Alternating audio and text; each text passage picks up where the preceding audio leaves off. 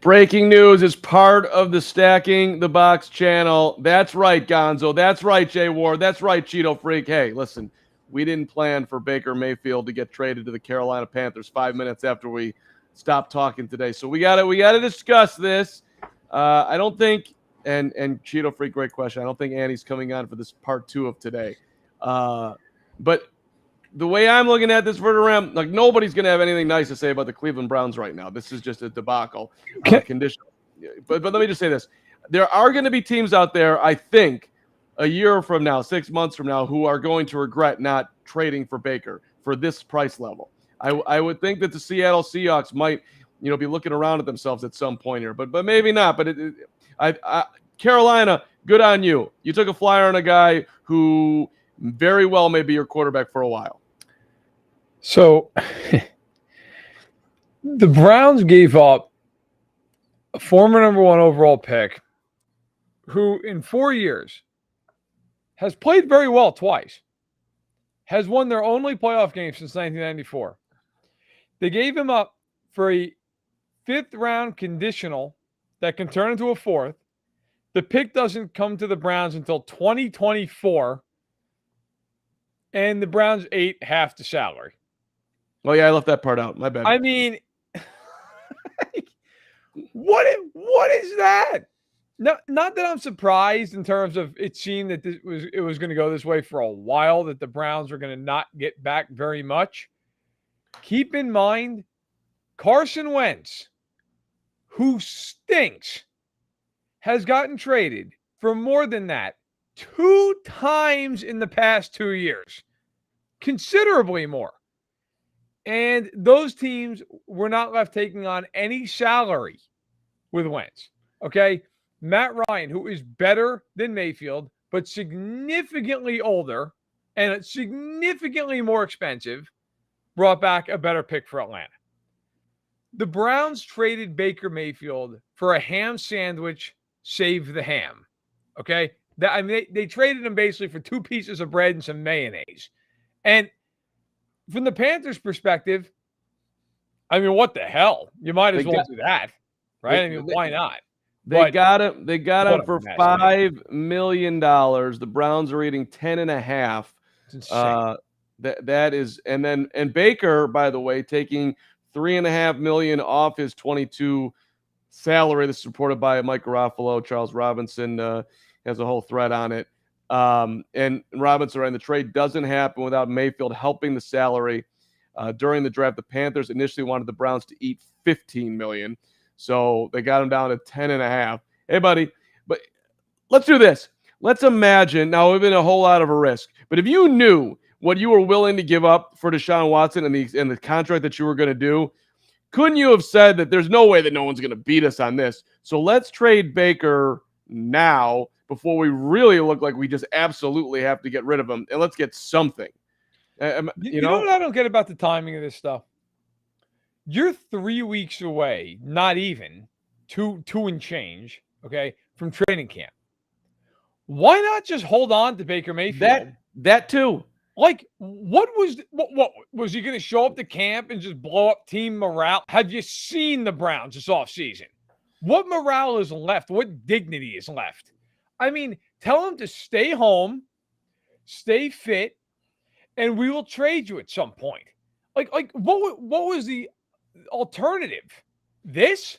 That you got a 5th-round conditional pick 2 years from now? I don't understand. And I know there's probably some thought that, well, maybe the Panthers would have gotten Jimmy Garoppolo. Okay. Like, you got a 5th-round conditional. Like, right. Who cares? Right. I get it from the Panthers standpoint. I get it. Look, you need to win this year or people are getting fired.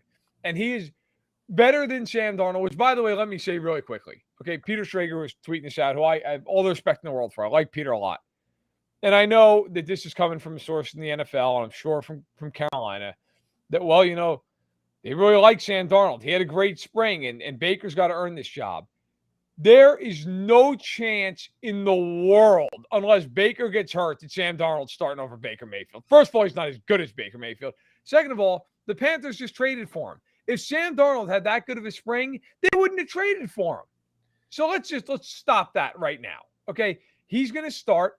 And the funny thing is, week 1, the Browns play Carolina in Carolina, and the Browns will be paying more to Mayfield than the Panthers will in that game. It's awesome. I love it. Unbelievable. Awesome. Just fantastic. So that is the chemistry of the Cleveland Browns. There it is, baby. Just in all its glory. Which, by the way, if you want to make some dough, I'm telling you, bet the Panthers. Bet on Baker in that game. Yeah, it's going to be him and Jacoby Brissett. That and, like, I don't know, the football gods somehow, someway are going to conspire that that ball is going to bounce the way of the Panther on that day. That's just my guess. Panthers are dogs right now in that game. Yeah, I know. I got it. I'm just telling you. I put Where the hell is Heisler? Should bring him in. Yeah, well, we do miss you, Ben Heisler. Listen, I've never been a Baker guy. I did not like the pick at number 1 overall back in the day. But again, more than worth a flyer for Carolina. Yes. And I do think, like, as I like to bring everything back to the Bears, like you're not of course you do. You don't want to muck up the Justin Fields works, but I don't know, man. A 5th rounder? No, stop it. My God. Why not? You guys need Baker Mayfield in Chicago like a hole in the head.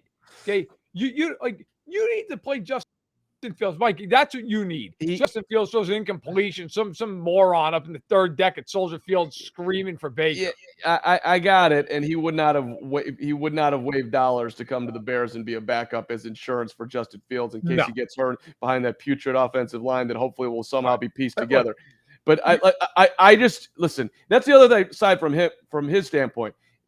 Was this your best option? Because I get it that there wasn't a ton of suitors, but like, go ahead. Let's get into that real quick. So, all right, look, to Annie Agar in the morning about Baker Mayfield. We had this discussion, and I said, and I've been saying, and I still feel this way, his option long term would have been to stay on the Browns this year, play the year out with a better supporting cast than what Kaz. And I understand Carolina has weapons. They have a crappy offensive line, although I love Ike Ekwonu over there. But I do not think the Panthers have a better roster than the Browns. Okay.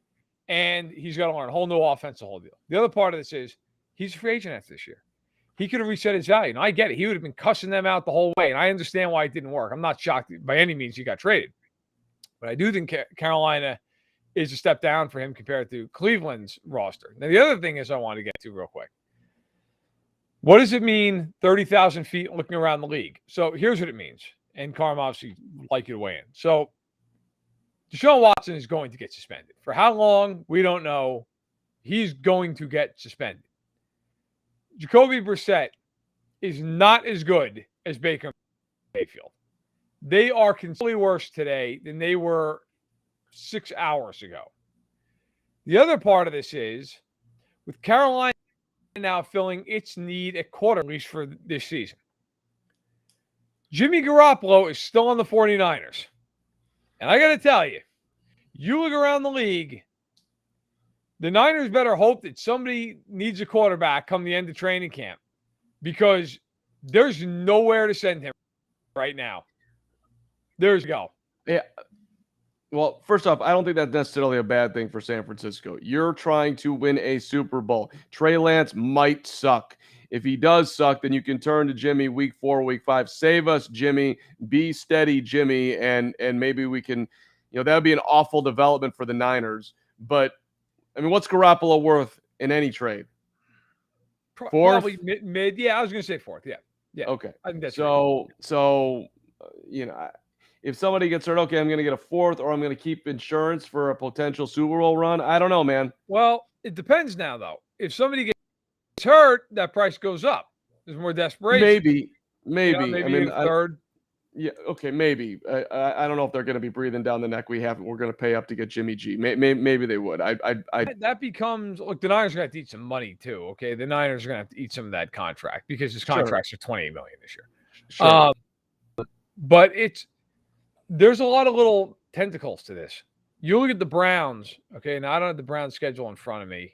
I got it. Go ahead. Okay, so read off their first 8 games. The Cleveland Browns start their season, as you mentioned, at Carolina. Noon kickoff, by the way. Sunday, September 11th. It's coming quick. Awesome. Home with the Jets, winnable. Home with Pittsburgh, winnable. At Atlanta, winnable. And then it gets harder. Chargers at home. New England at home. At Baltimore. And then your last Cincinnati in Week 8 takes them into the bye at home. Bengals at home.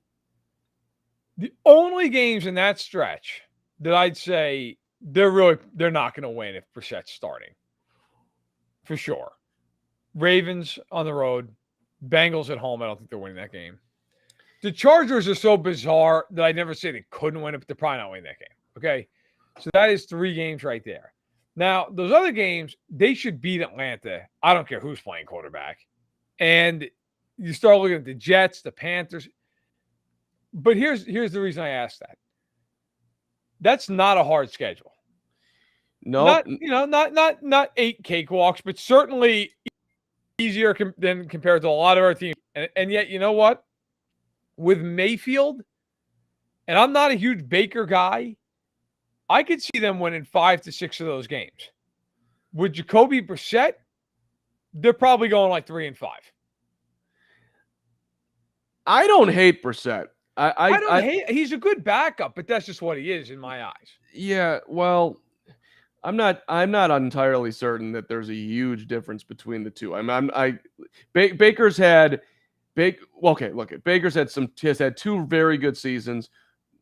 First Browns playoff win in 26 years. I want to throw that in there. I don't know. Yeah. I'm not saying he wasn't exactly carrying that team. No, he wasn't. He was more of the Alex Smithian caretaker. Right. So I'm arguing 2 sides here, which is getting a little complicated for me even to do, because I do think he's worth the flyer. Because listen, he had 17,000 head coaches in Cleveland, 4. So he was never he was Freddie never Kitchens, right. I mean, and bad Jackson. Right. So if I'm Carolina, do I think that I can? Is he worth a flyer? Certainly at this level. To me, the answer, that's a no-brainer. You absolutely.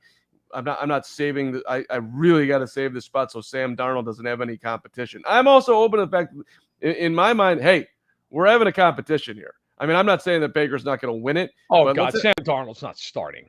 No, I don't. Sam Darnold's family doesn't think he's going to start. This is one way of looking at this stuff from Baker's perspective, which even though I think Cleveland's a better option for him, despite all the nonsense, I obviously get it. If he was the starting quarterback for the Browns today, how many quarterbacks in the AFC are definitively better than Baker Mayfield? I'll make it easy. Yeah, go ahead. Josh Allen. Okay. Nobody else in that division. Right? No, that's fair. Okay, keep going here. Burrow, Lamar, you take both of those guys. Of course. Okay. Would you take Matt Ryan? Yep. So would I. Would you take Trevor Lawrence? Right now? Right now. I mean, for just next season? Yep. Probably not. Okay, I'm with you. Would you take Ryan Tannehill? No. Okay, I'm with you. Would you take all 4 of the AFC West quarterbacks over Baker? Would I take all 4 in the AFC West? Yes, I would. So that means if he was the starting quarterback, and we're both on the exact same page, he'd be 9th in the conference. Would you? I don't know that you argue. I mean, maybe you'll love Trevor, Mac Jones, whatever. 8 guys are definitively better than him. Now go to the NFC. How many quarterbacks are definitively better in the NFC than Baker Mayfield? We know it's Stafford, Brady, and Rodgers. Okay, I would say that Prescott and Murray are both better than him. You agree?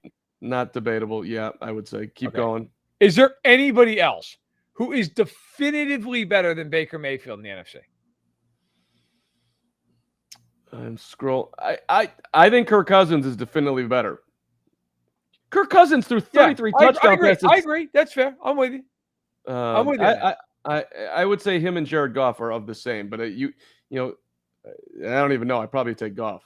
But go ahead. I take Mayfield there, but I would argue that maybe I take Hurts before I took but my point is, look, after the first 3 to 5 quarterbacks in the NFC, like, you make an argument for Baker Mayfield. The argument. So for the Panthers, look, it's a huge step up. I mean, now, even though he's not very prolific, it's a big step up. And so I get it. Look, Matt Rule, they got to win this year. He's gone. But that's just reality. And I understand why they did it.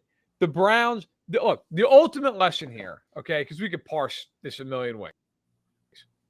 The ultimate lesson, which I know this is franchise building 101 and how not to do this. The Browns boxed themselves into a ridiculous corner of this whole thing. They trashed him, saying that they needed a leader in the room, and then went out and got a guy who's got 2 dozen civil suits against him. Now 4, he settled 20 of them. Okay. They pissed him off. And I'm not saying Baker has no fault here in the sense that Baker, I don't think, is the easiest guy in the world to work. The Browns boxed themselves into an obscene corner and had no way out. We pointed out on the previous show today is why the Browns had to do what they did with Watson. They were so far down the river at that. There was no rowing back upstream. They had essentially torched the bridge with napalm, okay, and said, hey, look, we need somebody different. We need somebody better. Baker puts out his whole thing about thank you, Cleveland, blah, blah, blah. Then Watson says, I don't want to go to the Browns. What are the Browns going to do at that point? At that point, they've got no choice. They load up. They give Watson a contract that everybody thinks is ridiculous, and in some cases even offensive, okay? And then Watson, this is only getting worse by the minute with him off the field. Now you've got to move Baker because that's such a tough. Everyone in the league knows you have no leverage. If you picked a fan out of the stands 8 months ago and said up worse with the quarterbacks, I'm serious. I don't know if they could have done it. No, I like my chances to have gotten more than what the Browns got. Let's just. It's unbelievable. Let's throw Carm in there. Come on, baby. I'll get you more than a conditional 5th round with eating $10.5 million. If you knew that you were going to move off of Baker to this extent, you should have just traded him at the beginning of the offseason. Right. That was my original point. If you were going to do this, and you were willing to give Watson the contract you gave, which you knew damn well would be good enough to land him, because it'd be good enough to land anybody, you should have traded Mayfield back when Washington was acquiring Wentz. He should have been out the door then, right then and there. But he wasn't. And now part of that might have been injury. He's coming off that. I get it. But they screwed this thing up, and they got nothing. And now, depending on what Deshaun Watson suspension looks like, they've really got nothing. Well, what's interesting also timing-wise is, look, we still have not heard what the NFL is going to do with Deshaun Watson. So maybe the Browns have some inside information that they might be getting him back, and I don't know. I was thinking about that. Do you know you're getting him back in week 10? Are you suspending him for the first 8 weeks? Is that what you've been told by someone close to Roger Goodell? I don't know. But the timing is interesting because they have the NFL is going to have to say something sometime soon. Training camp is 17 days away. Not far away. Yeah. So that part of it. And or the other side is look, I don't care. We just want you out of here, period. Even if we don't have Deshaun Watson at all. That's what it seems like. Here's one more part. Look, you could have been of the mindset, we are going to get Deshaun Watson. We are going to pay up. But if the Texans really hold us over a barrel, although I have no idea what that would have been considering what they were willing to pay, then okay, we will slide on over and we'll be the ones that go get Jimmy Garoppolo. That could have been your backup plan. Or if you did this early enough, we'll use Mitchell Trubisky as a backup plan. Well, you could have done it a million different ways. So this has the foresight of I don't even know 0.0 who is without sight. Correct. Look, I'll say this, and then I think we've just about covered it here. I have no idea with Watson what he's going to get suspended for. I have been on the train that I think he's going to end up getting suspended indefinitely. I think if the NFL suspends him for 6 games or 8 games, they are going to hear it like you can't even believe nationally. They don't care. They might not care. You know what, though? I disagree with you on that point. I think they do care. I think they do care. This climate's different than it was 10 years ago. And I think they care, man. If they know they are going to get blasted to the end of the earth if they suspend him for 6 games after all this. So here's my thought is, I still believe he'll get suspended for the whole season. I do. Maybe I'm wrong. I don't have any inside info on that. It's my opinion. But here's the bottom line. Whether he plays 6 games, 8 games, no games this year, they're not a contender in the AFC. And they have run themselves through the mud in a way that for the Browns, even for the Browns, is really impressive. They have done everything possible to destroy any goodwill that franchise has created the last couple of years with the fan base, nationally, the whole deal. And I look at them, they're not better than Buffalo. They're not better than Cincinnati. They're not better than Baltimore. They're not better than Kansas City. I mean, maybe they're better than the Chargers or the Broncos. Although I'll tell you right now, I'd take both those teams over Cleveland. So, and the Raiders, I would. I wouldn't take the Raiders because defense, I think they stink. I might take the Colts. Like, here's my point, though. We could quibble over they're not a contender. That team is getting blasted out of the building, or if they go up to Buffalo in a playoff game, they're getting killed in those games. They're not as good as those teams. I would even venture to say they're not even close. Okay, I saw Deshaun Watson for years in Houston. Who, listen, on the field, he's a great player. He's a great player on the field. I know he had no coach in Houston. I understand that. I factor that in. They had a lot of talent some of those years in Houston. They couldn't win anything, okay, in a division that stunk a lot of the time. And I look at them now, and I look at Cleveland. Could Cleveland make the playoffs? Sure. Is Cleveland going to Buffalo and win the playoff game? Nope. Is Cleveland going to Kansas City and win the playoff game? Nope. I don't think they'd go to Cincinnati or Baltimore and win a playoff game. In fact, I think Baltimore killed them. Okay, so I sit here on July 6th after all this stuff that's happened this offseason, and I think the Browns are a slightly better version of what they were, and a disgraceful one at that. And now they're locked into all this. I just don't like, to me, in the end, when you wrap it all up now, what did you get if you're Cleveland? What did you get? I mean, you got better quarterback, but I don't know that you're a contender now or in the near future. Listen, you put Deshaun Watson on that field, and he's of somewhat clear mind. I don't know how that is going to happen.